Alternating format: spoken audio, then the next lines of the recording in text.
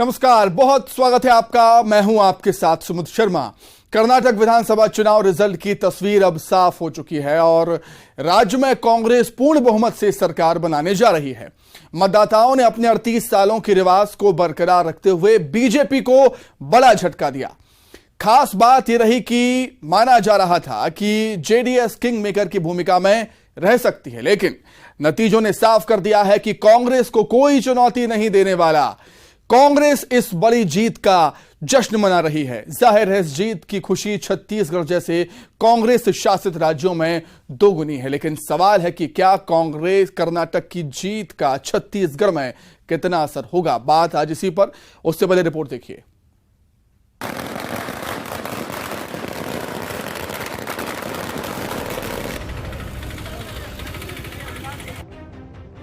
कर्नाटक विधानसभा चुनाव के नतीजों ने ये साफ कर दिया कि राज्य में कांग्रेस पूर्ण बहुमत की सरकार बनाने जा रही है। तस्वीर पूरी तरह से साफ हो चुकी है। राज्य के मतदाताओं ने 38 साल के रिवाज को बरकरार रखा है। कर्नाटक में साल 1985 के बाद से लगातार 5 साल से ज्यादा कोई भी पार्टी की सरकार यहां नहीं रही और इस बार फिर ऐसा ही हुआ। कर्नाटक में कांग्रेस की बड़ी जीत का जश्न पार्टी पूरे देश में मना रही है, लेकिन कांग्रेस शासित राज्य छत्तीसगढ़ में इस जीत का उत्साह कई गुना है। सीएम भूपेश बघेल ने कर्नाटक चुनाव में स्टार प्रचारक की भूमिका निभाई थी और जोरदार कैंपेन किया था। इस बड़ी जीत के बाद सीएम भूपेश बघेल ने कहा कि साफ हो गया कि बजरंगबली कांग्रेस के साथ हैं। उन्होंने कहा कि लोगों का बीजेपी से मोह भंग हो चुका है। पहले हिमाचल प्रदेश जीते और उसके बाद कर्नाटक जीते। हिमालय से लेकर अब समुद्र तक कांग्रेस ने सफलता हासिल की है और जो कांग्रेस मुक्त भारत की बात करते थे, अब दक्षिण भारत में भारतीय जनता पार्टी मुक्त हो चुकी है।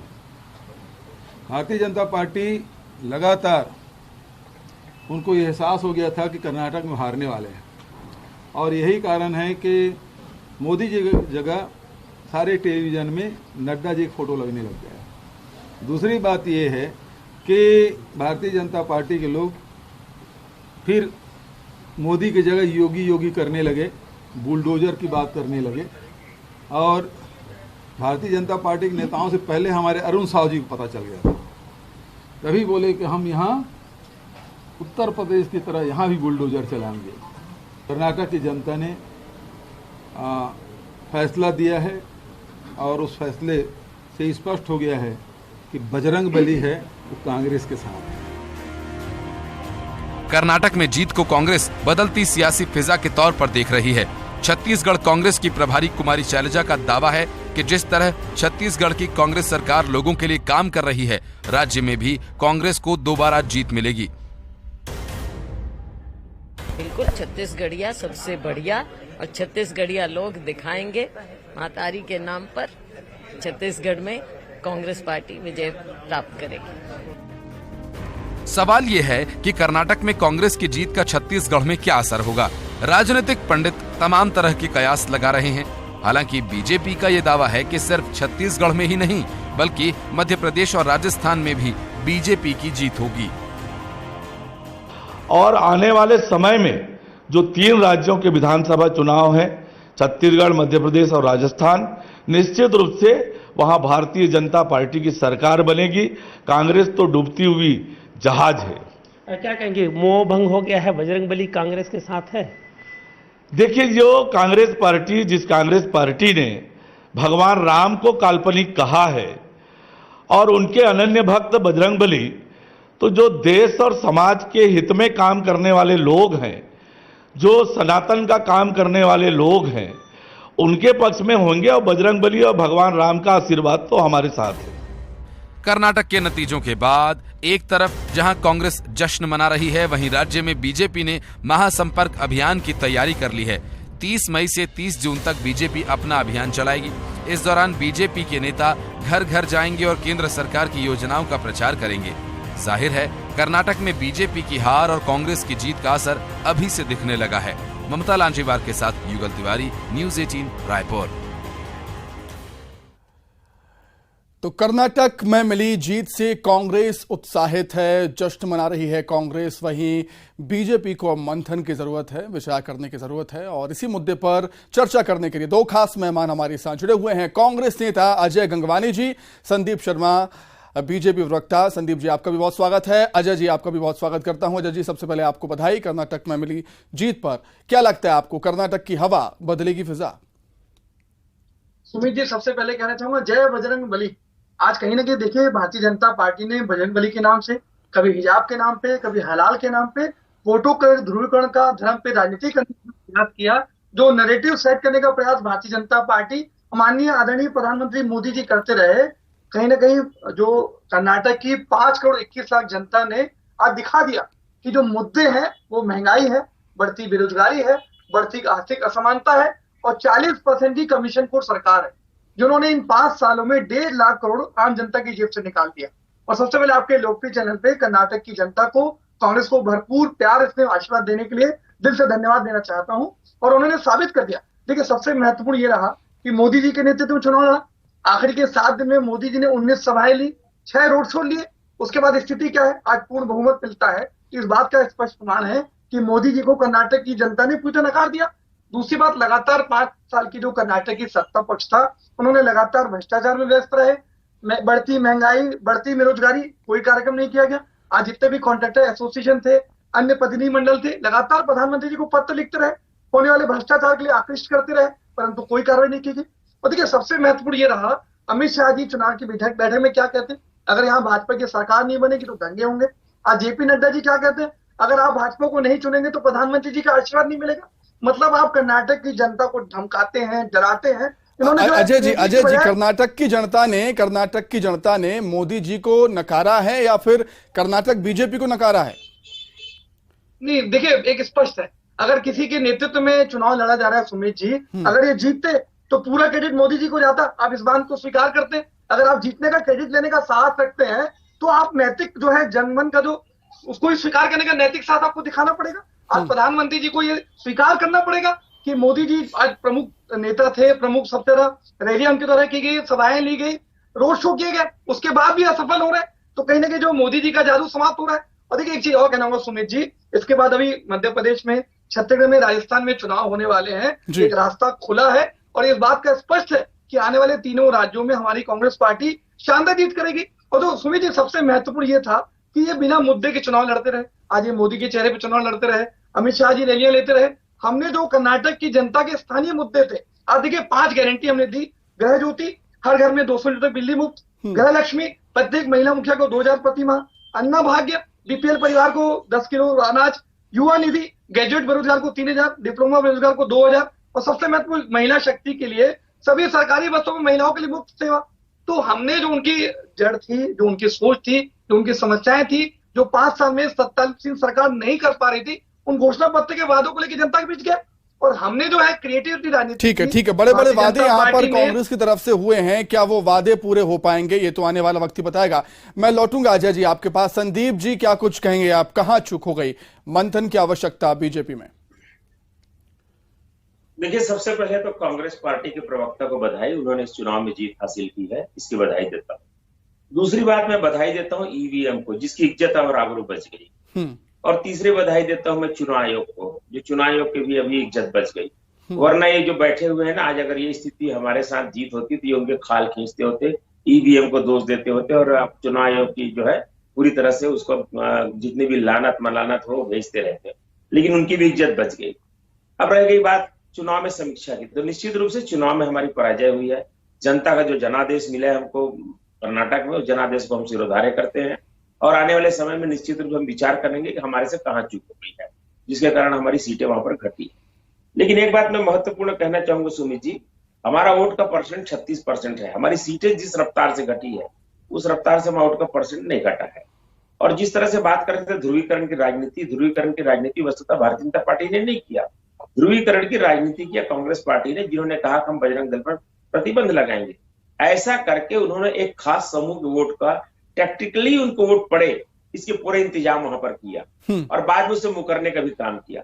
और आप देखेंगे कि वोट का परसेंट उतना नहीं गिरा जितनी सीटें घटी, इसका सीधा सा कारण है कि वहां पर टेक्निकल वोटिंग से खास समुदाय के लोगों ने किया है और जिसके कारण हमारी सीटें घटी है। इसलिए आने वाले समय में इस पर हम जरूर विचार करेंगे कि इस तरह से टेक्निकल वोटिंग जो हो रही है उसको या तो कैसे हम रोक करके अपने पक्ष में उसका मतदान कराएं या हम भी कैसे टेक्निकल वोटिंग अपने पक्ष में कराएं, ये निश्चित रूप से हमारे लिए विषय रहेगा। अब रह गई बात चुनावी घोषणा पत्र की बात, तो ये जिस तरह से कह रहे हैं कि हम महिला को वहां 2000 देंगे, बेरोजगारी भत्ता 3000 देंगे और तरह तरह की बात कर रहे हैं।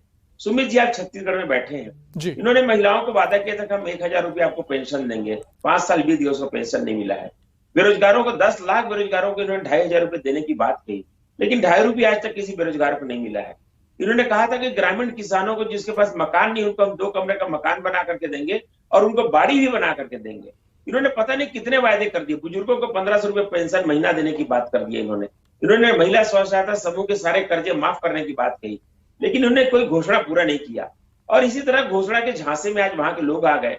ये पैसा कहां से आ जाएगा, कैसे इसकी पूर्ति होगी, कैसे घोषणा को पूरा करेंगे, इसका कोई रोड लेकिन संदीप जी, जो भी हो, जो भी घोषणा कांग्रेस ने की हो, लेकिन रिजल्ट पर ही एट अ टाइम आएंगे ना हम कि रिजल्ट क्या हुआ, रिजल्ट ही देखेंगे ना हम। नहीं, मैं आपकी बात से सहमत हूं, लेकिन घोषणा का प्रभाव पड़ता है कई बार लोगों के मानस पटल पर। देखिए, बीच में बोलिए, मानस पटल पर लोगों की इसका प्रभाव पड़ता है, लेकिन बाद में घोषणा नहीं करने का खामियाजा भी इस पार्टी को भुगतना पड़ेगा और निश्चित रूप से कांग्रेस पार्टी इसका खामियाजा भुगतेगी जिस तरह से घोषणा की है। और छत्तीसगढ़ में जितनी बात कर रहे हैं, आज हम जहां पर भी जाते हैं लोग कहते हैं कि कांग्रेस ने इतनी सारी घोषणा कर दी लेकिन पूरा नहीं हुआ। उदाहरण के लिए बिजली बिल हाफ करने की बात कही। छत्तीसगढ़ के जो 6 लाख कृषि पंप वाले किसान हैं उनको भी भरोसा था कि हमारा बिजली बिल हाफ होगा और जो प्रति हाउस पावर हम किसान जो है 100 रुपये महीना के हिसाब से 5 हाउस पावर के पंप का 500 रुपये महीना पटाते हैं। हम 5 लाख किसानों के भरोसा था कि हमारा 250 रुपये हो जाएगा। मेरी बात पूरी होने दीजिए ना। जी। पूरी मेरी बात पूरी होने दीजिए, तब तो आपको कराने क्या मतलब। समित जी, और इन्होंने वादा पूरा नहीं। आप बीच में मत बोलिए, मैं आपके बुलाने से नहीं आया हूँ। आप मत बोलिए, एंकर से बात करूंगा मैं। एंकर से मेरा निवेदन है, 17 मिनट का समय है। अगर आप ही बोलते रहेंगे तो क्या मोनोलॉग होगा? मैं अजय जी मैं लौटूंगा। जी संदीप जी प्लीज। सुमित जी, ये कौन सा तरीका है? इनका कौन सा तरीका है? ये एंकर है कि आप है भाई? आपको प्रतिचित कर देंगे तो। जी कहिए संदीप जी। देखिए, एक राज्य जीतने के बाद हालत ये है, ये एंकर को भाषण मत कीजिए, मुद्दों पे बात कीजिए।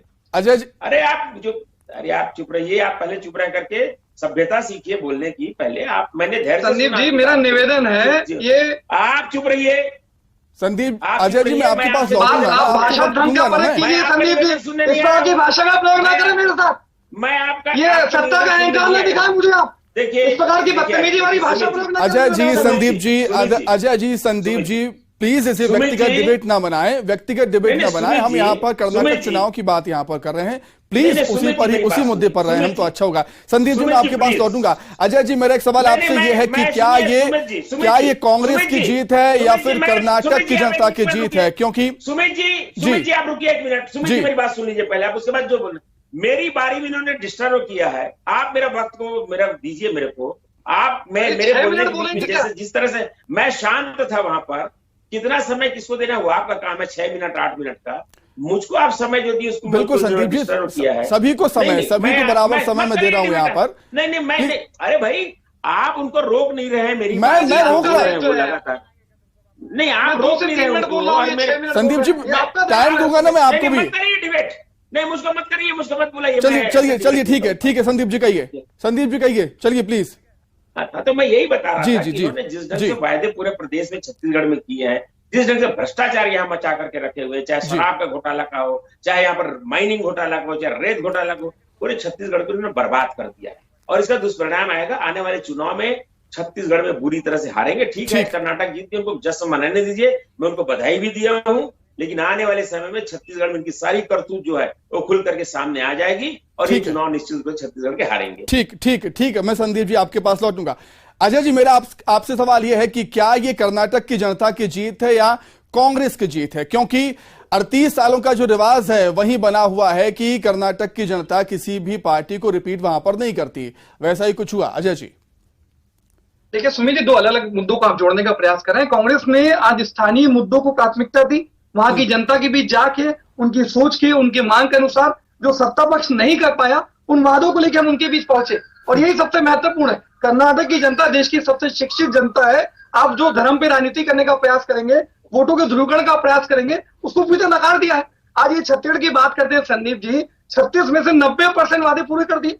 5 विधानसभा के चुनाव में मुंह की खाने के बाद भी चैनल में बैठ के झूठ बोलने का प्रयास करते हैं। आज इनको सीख दी जाती वहां पे शाखाओं में किस प्रकार से झूठ बोला जाए। ठीक है, सबसे महत्वपूर्ण ये है कि कर्नाटक की जनता ने दिखा दिया कि आप मोदी का जादू खत्म हो रहा है, आप मुद्दों पर राजनीति कीजिए। क्या बढ़ती महंगाई पे आप कुछ करते हैं? बढ़ती बेरोजगारी पे कुछ करते हैं? 40% की कमीशन की सरकार 1.5 लाख करोड़ जनता की जेब से निकाल देते हैं और कर्नाटक की जनता से जीतने को उम्मीद रखते हैं। दूसरी बात, छत्तीसगढ़ में देख लीजिए, राजनीतिक रूप से मुकाबला करने में असमर्थ है तो ईडी का दुरुपयोग किया जा रहा है। ईडी जो है एलिमिनेटिंग डेमोक्रेसी के रूप में काम कर रहा है। आप लगातार देखिए, माननीय भूपेश बघेल जी स्टार प्रचारक के रूप में रहे, उन्होंने वहां शानदार भूमिका निभाई। क्या भारतीय जनता पार्टी के किसी नेता को महत्वपूर्ण भूमिका मिली? आज किसी को नेतृत्व नहीं। आज ये 14 विधायक है सुमित जी, 6-6 गुटों में बैठे हुए हैं। आज जो सक्रिय विपक्ष की भूमिका निभानी चाहिए उसमें तो पूरी तरह विफल है। यहाँ तक तो मुख्यमंत्री का चेहरा नहीं है, एक ऐसी व्यक्ति जो बिना दूल्हे की बारात लेके लड़ना चाह रहे हैं। आज सारे चुनाव में हार के बाद कम से कम नैतिक साहस संदीप जी दिखाइए चैनल पे, सच को स्वीकार करिए।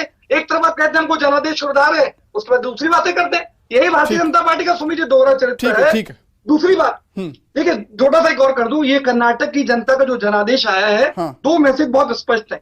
देश की जनता, कर्नाटक की जनता जब चाहे अपने जनाधिकार का प्रयोग करके सत्ता पक्ष को उनको आईना दिखा सकती है, पहली बात। दूसरी बात, आज जो मुख्य मुद्दे हैं महंगाई, बेरोजगारी, इसको किसी प्रकार से आप वोटों के ध्रुवीकरण के नाम से, बजरंगबली के नाम से, हिजाब के नाम से, हलाल के नाम से डाइवर्ट नहीं कर सकते आप। चलिए, कितना भी मुद्दों को मोड़ने का प्रयास करिए। फिर से आऊंगा अजय जी, फिर से आऊंगा मैं आपके पास। संदीप जी, पूरे दिग्गज नेताओं ने पूरी ताकत लगा दी, बीजेपी के दिग्गज नेताओं ने पूरी ताकत कर्नाटक में लगा दी और इसी वजह से अजय जी कह रहे हैं कि किसी का भी जादू वहां पर नहीं चल पाया। ये चिंता का विषय कहीं ना कहीं बीजेपी के लिए। संदीप जी देखिए, आज कर्नाटक के साथ साथ सुमित जी एक रिजल्ट चुनाव का उत्तर प्रदेश का भी आ रहा है, जहां पर निकाय चुनाव हुए।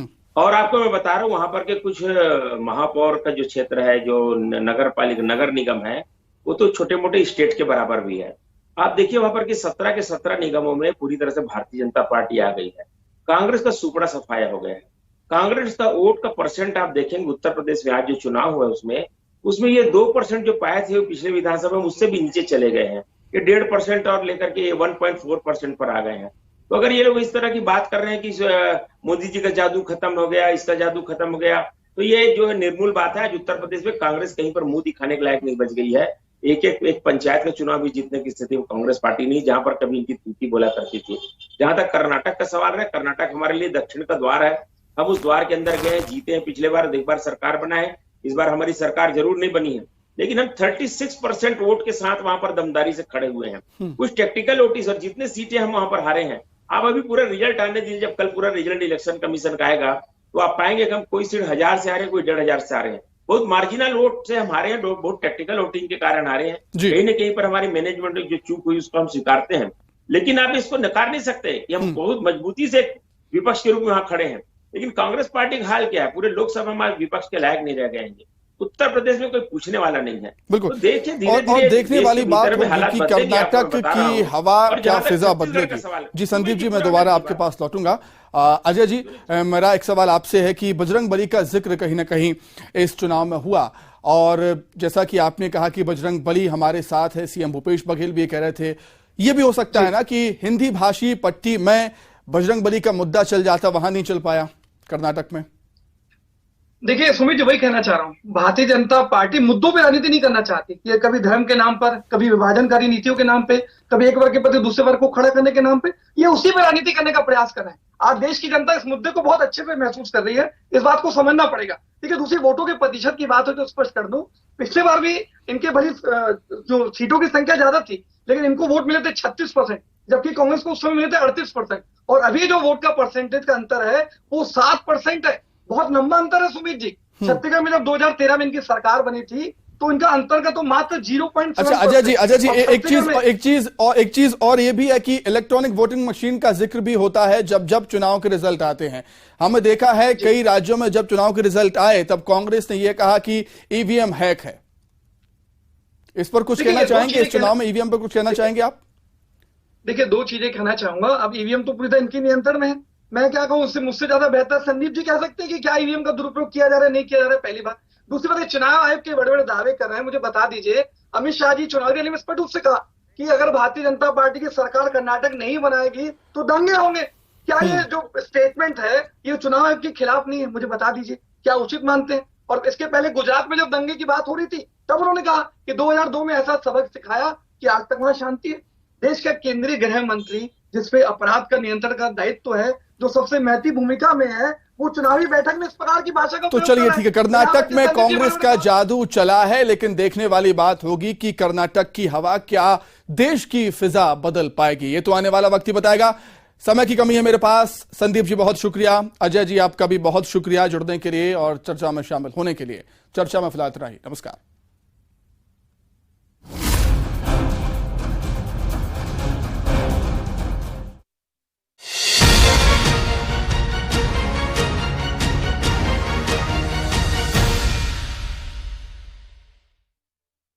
Headlines presented